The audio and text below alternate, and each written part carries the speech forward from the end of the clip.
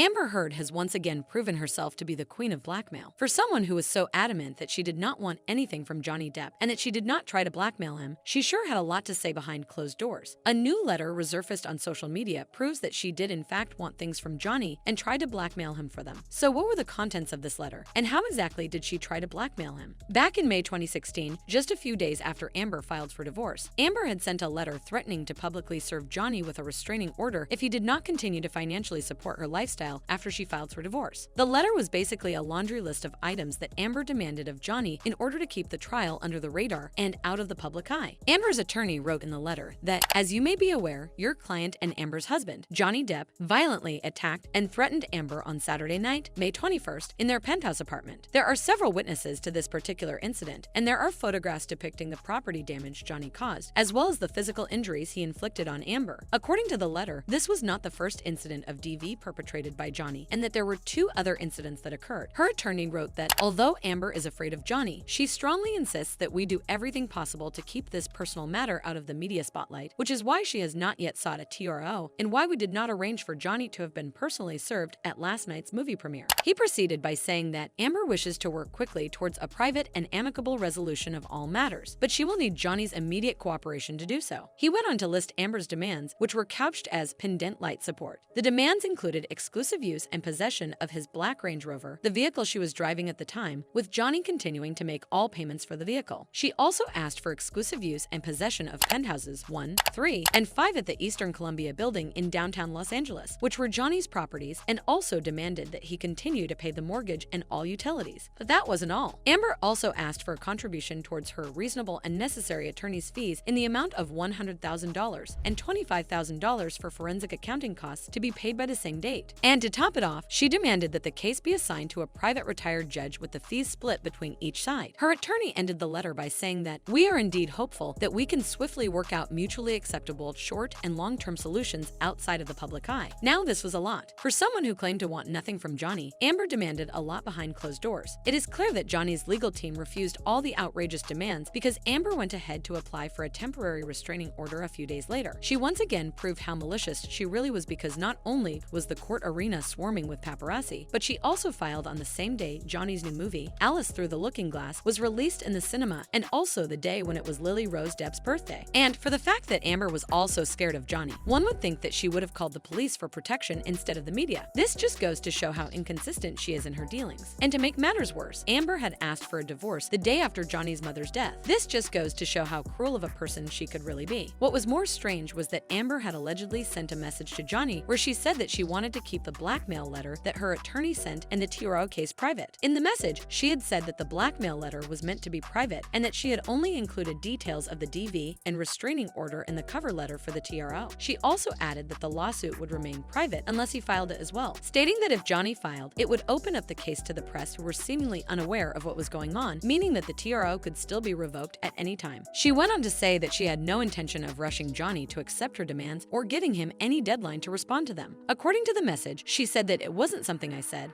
asked for, even noticed, and is not mandatory at all. She then added, "We can take as long or as quickly as we want, and we can do this or undo this as we see fit. You and I have control and love each other." She concluded the letter by saying, "I'm sorry if I've hurt you. I have nothing but love for you." This letter was rather odd and left many confused. Someone on Reddit commented, "Wow, nothing in her letter seems to show she was abused.